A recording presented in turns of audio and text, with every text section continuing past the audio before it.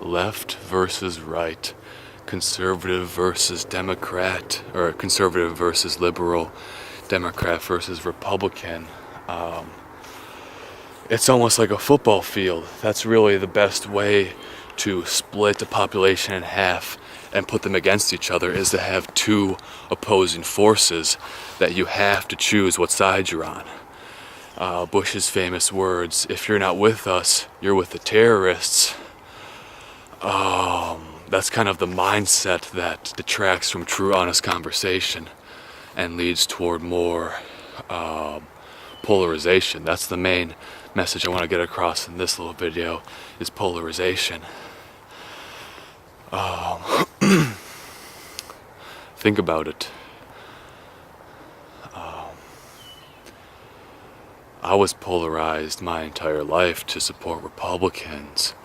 And when I was a real little kid, actually, I must have been like first, second, or third grade, back when Clinton was running for president. I was just a little kid. I didn't know what was going on, but like I told you before, my dad is Republican, so he was very against Bill Clinton.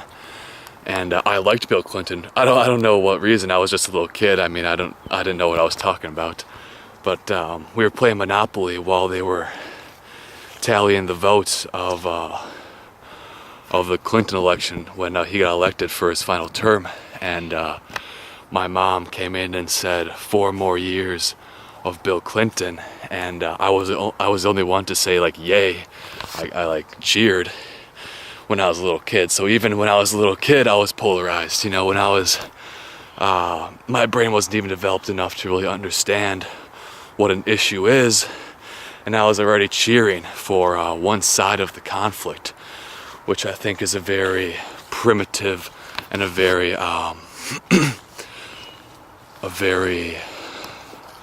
universal feeling that we all have, is that we want to cheer for a side and we want to see our side win. And that's the whole polarization that's really working into the propagandist's favor, is that you want people to think a certain way and look down on other people. Once you say I'm a true Republican or I'm a true Democrat, there is no way you will ever get along or have a true, honest debate with someone that opposes your view, because you think that you are completely and utterly correct. And it's just my personal view that the Democrats and Republicans don't really stand for what they say they do. I think that a lot of them are liars these days. They lie to us a lot. I mean, just look at the promises Obama gave us about the timeline. I mean, I was mad that he was saying, oh yeah, I was real manipulated during the Obama election, because I was mad that he was going to pull out of the war. And these days I'm realizing that there would be nothing better than to pull out of the Middle East, because our men and women are dying there and we're killing more civilians that live there. So I'll try not to get off topic, or I'm trying to keep my point going that, yeah, I was mad at Obama because he was talking about a timeline to get out. And, I mean, these days I would love a timeline. I would love that he would actually have implemented the timeline he was talking about. I would actually, this might be the first time that I would ever say that I would support Obama for sure. If he would bring our men and women home, I mean, that'd be, a real joyous day is the day that we pull out of those countries, because it's just my personal view that we're fighting fake terrorism and that we're fighting an invisible enemy that, if you really think about it, how many bombs have gone off in the USA since 9/11? I mean, I don't really recall any. I don't recall any people being murdered by extremists, by Muslim extremists, which is another form of polarization. They're trying to get us to hate on the Muslims when Islam when it's practiced the way that I think the religion really speaks to it. When it's practiced the true way, it's a very peaceful and a very loving religion. So first of all, shout out to all the Muslim and people that follow Islam. Even though I don't know much about your religion and I don't know much about your culture, I respect you and I apologize for our destructive and detrimental policies that our government's put into place. A lot of the Americans these days, we don't agree with that. And I see a lot of people hating on Americans all over YouTube.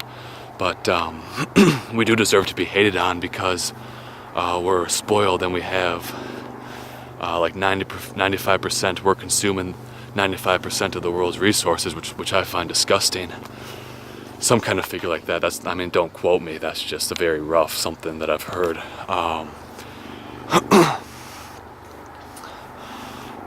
But yeah, I mean, I would love if Obama would have kept his word.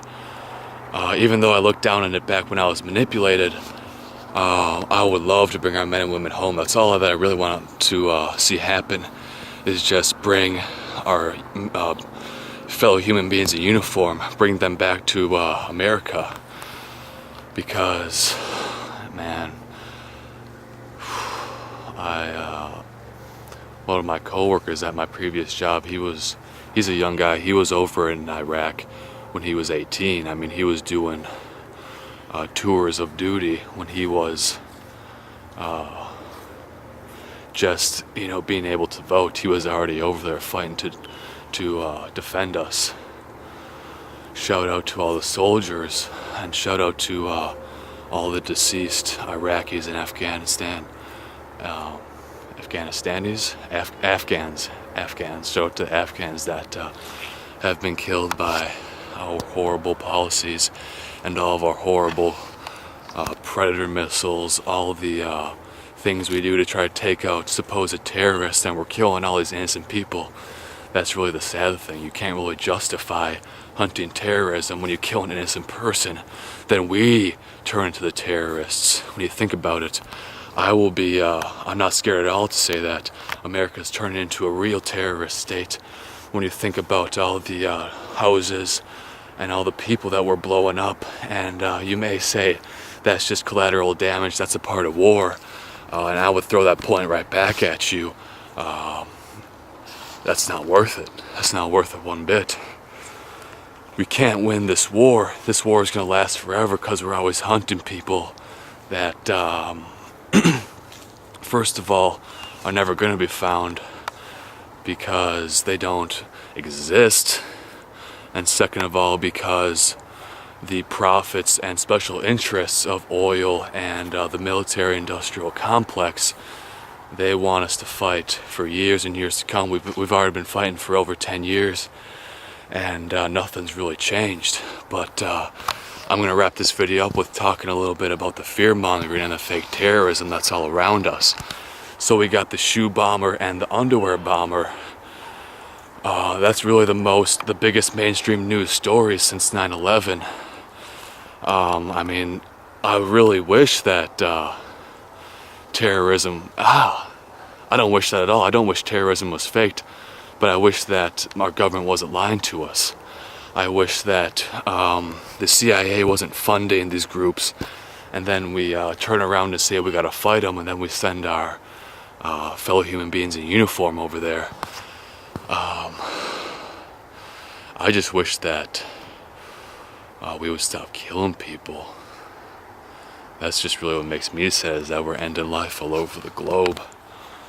And that's really what makes me feel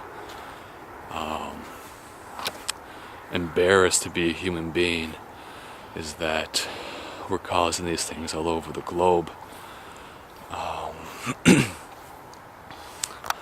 I mean, think of all the little children that have got seared, their skin got burned from these bombs.